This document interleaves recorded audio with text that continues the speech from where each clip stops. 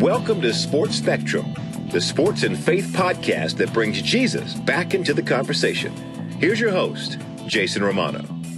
This episode of the Sports Spectrum podcast with former New York Jet Ferguson and his wife Kirsten is brought to you by Compassion International. $38 a month. Imagine $38 a month and what that could do to make a difference in a child's life.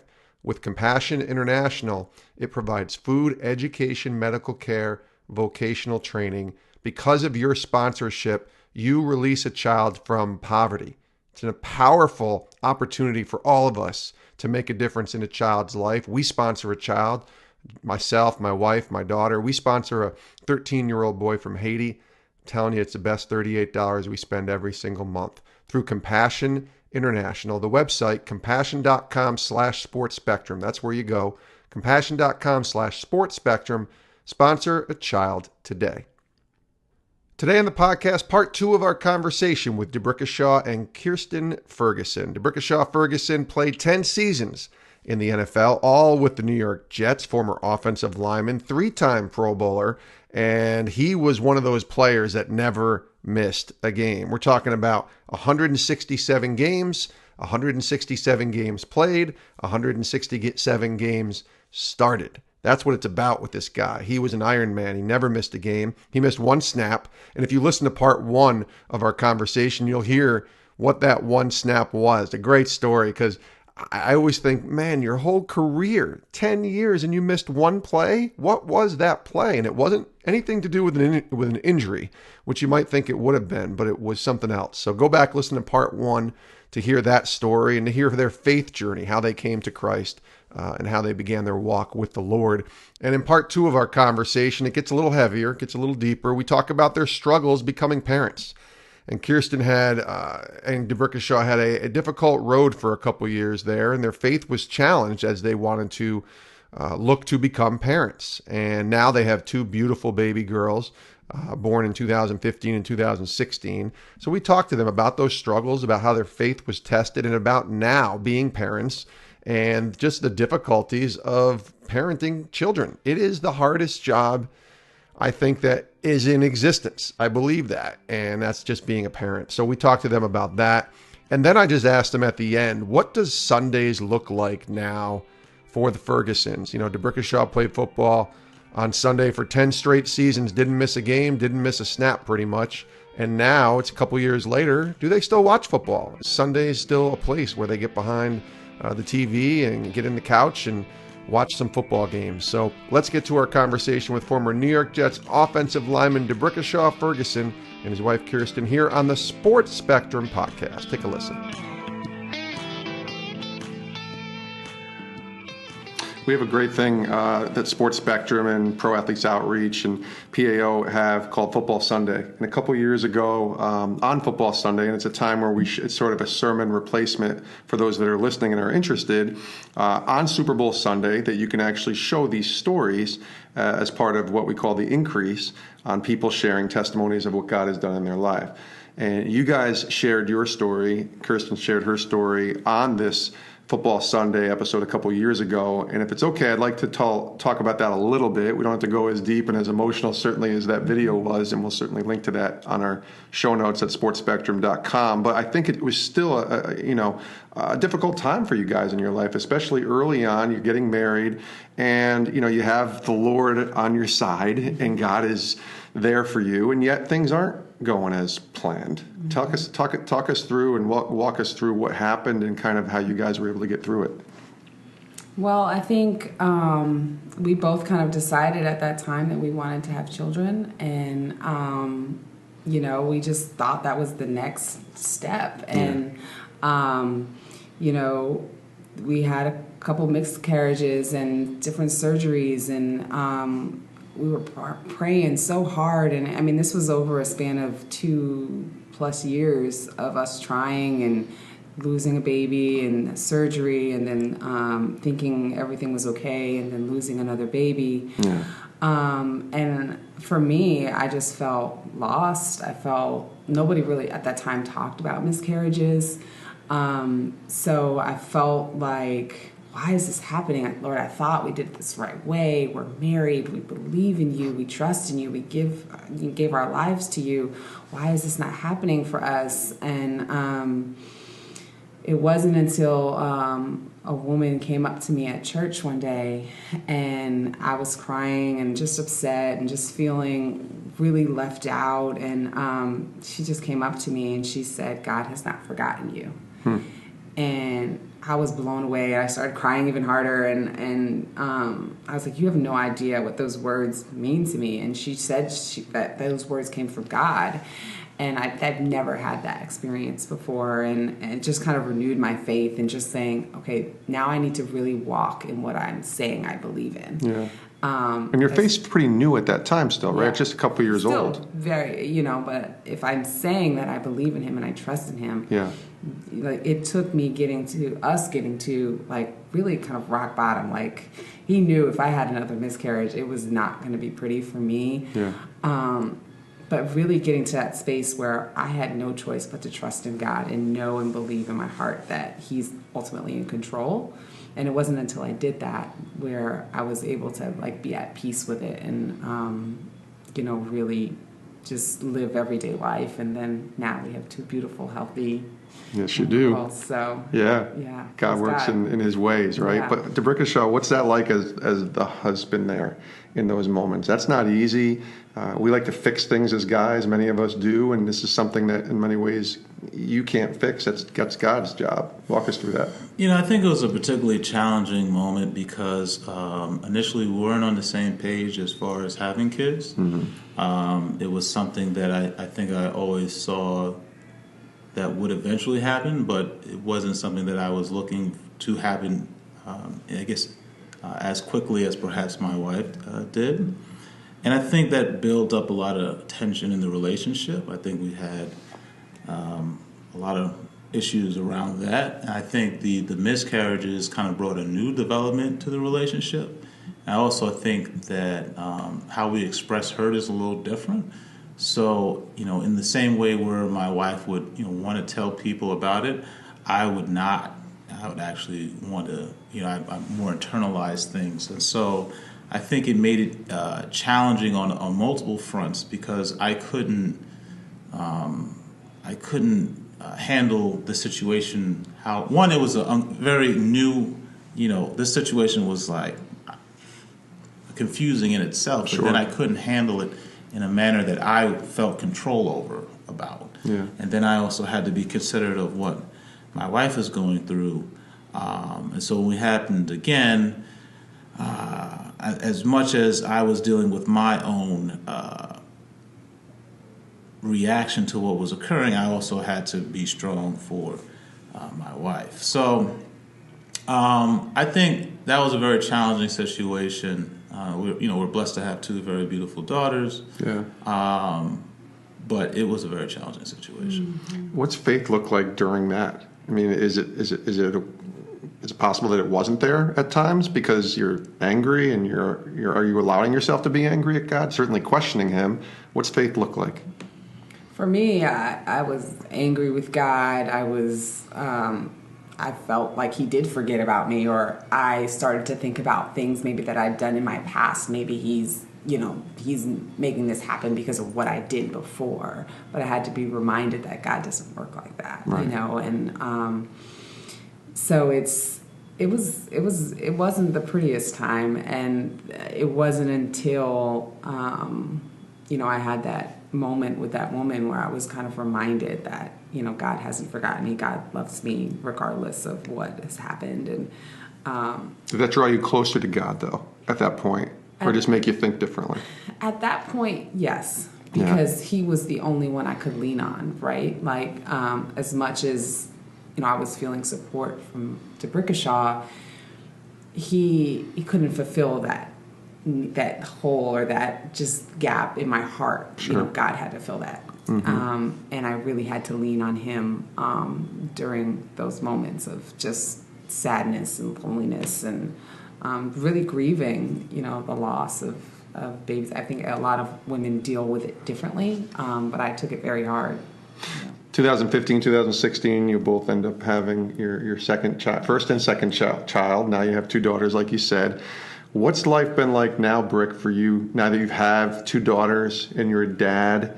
And I'm a dad of a daughter as well, so I know what that's like, being, daddy's little girl and daddy's little girls. What have you learned over the last 3 years or so about yourself, about God, about just being a father and a parent? I think it's a blessing, but I also think that, you're still faced with challenges. I think that the challenges don't necessarily go away. I think, you're still tested in certain ways. I mean, we've had some issues with our older daughter medically, and it's kind of. I think it's just an interesting timing, especially now that you're also retired from the game. So there's a lot of moving pieces, and I think one of the ways that the devil tries to attack us is that typically we have a lot of things moving at once. So when we were trying to have a baby, we were also building a house. We were nearing retirement, but not yet retired. Yeah. And then we were, pretty new in our relationship, maybe 3 years in or so. So now we're out of the game. We have two children. We're trying to see what our identities look like outside of football. I think as much as we try to not package it with what we do, it does stick to you a little bit. So I think, trying to figure out that identity, then you add issues medically, with your children. It's a recipe that I think the devil likes to put together, and I think it can be trying. But as my children get older, it's interesting to see that they're speaking more, they're communicating more, and I think I really appreciate that, because I think our relationship is getting deeper. It's moving from, hey, I'm changing diapers, I'm feeding, now we're getting to a different space, and that's something that I appreciate a lot more. What about being able to instill that faith into your daughters and being that example? That's a new challenge as well. I think, we do pray, we read, we have this, everyday kind of devotional, and they have a children's version. It always seems like the words are very timely, because I read it more for myself than for their benefit. I'm like, hey, whatever works, right? It's a good word for the day. And then they do children's church. So it's interesting. I think I'll be interested to see, how they grow in their relationship, and how that penetrates them. Kirsten, how about for you? It's what you hoped for, That woman said God has something in store for you, and now you're a mom. And what's that been like for you, from your perspective, compared to Brick's?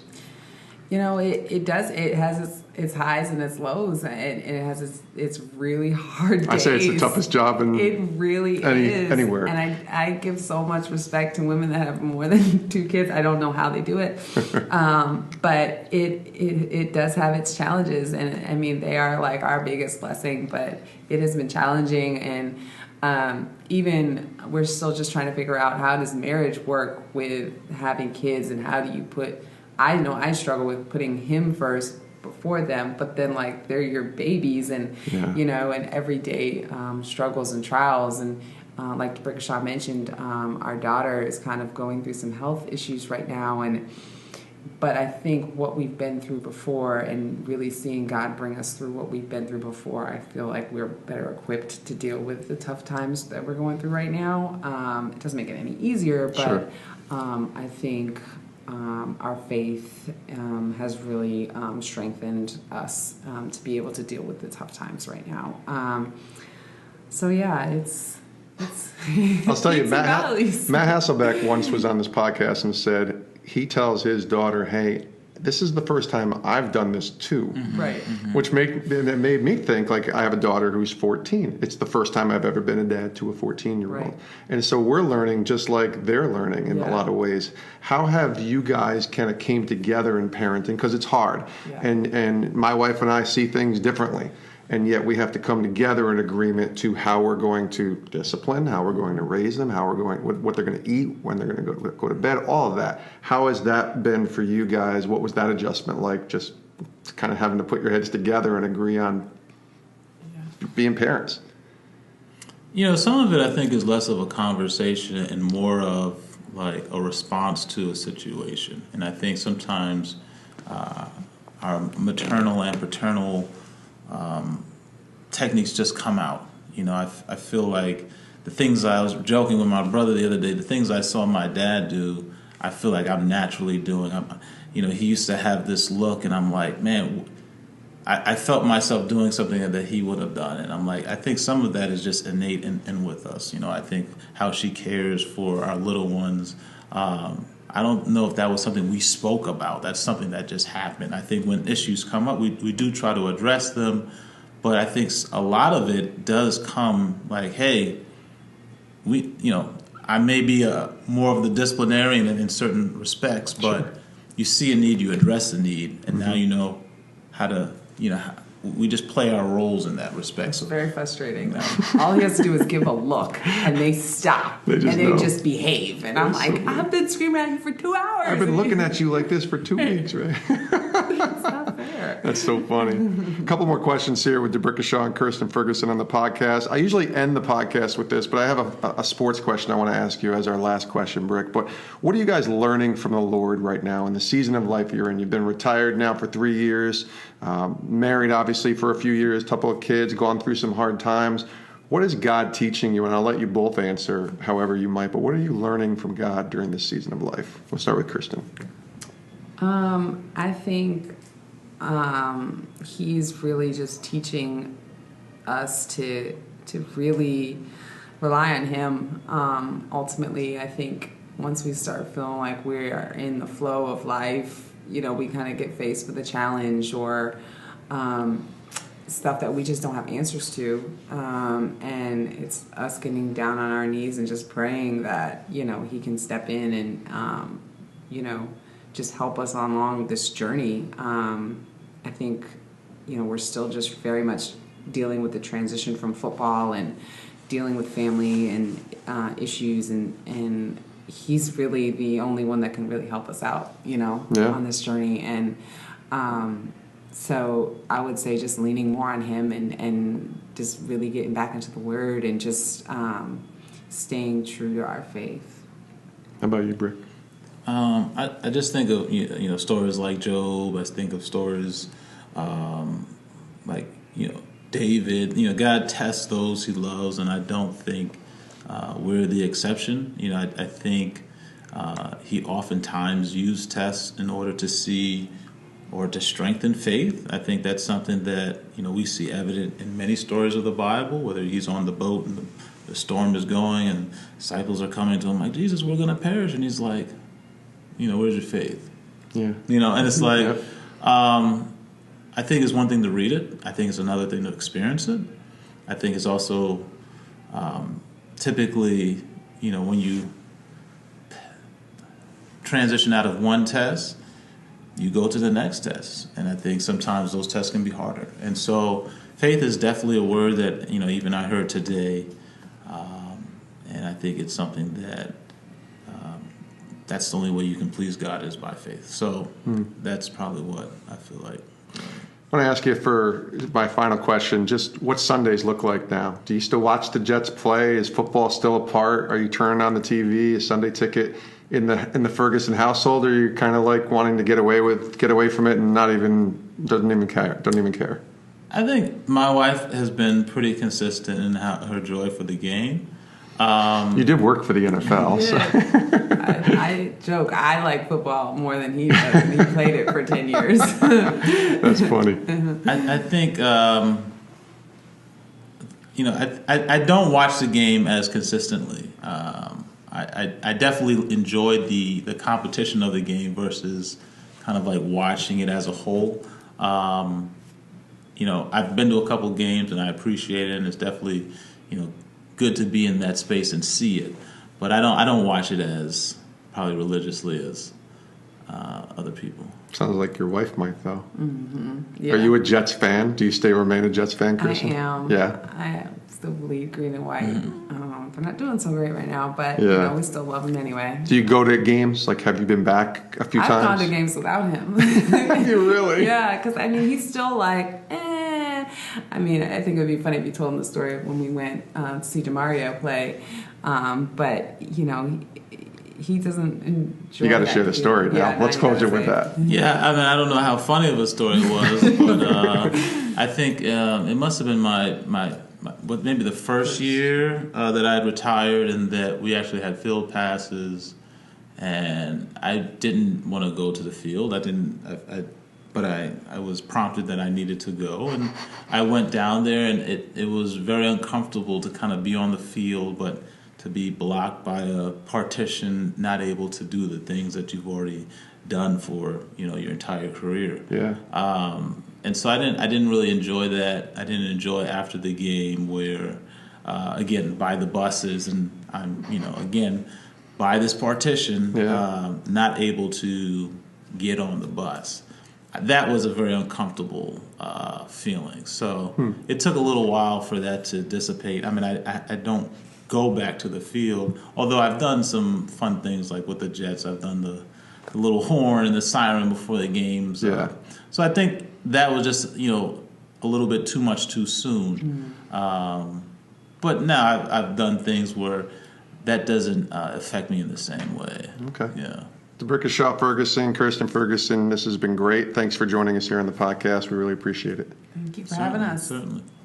And many thanks to DeBrickashaw and Kirsten Ferguson for joining us here on the Sports Spectrum podcast. I still can't get over the fact that Brick played 10 seasons in the NFL and never missed a game, never missed a start, and missed one snap. 10,707 out of 10,708 regular season offensive snaps. That's just insane, playing that position of offensive line and never having a major injury that would force him to miss a game.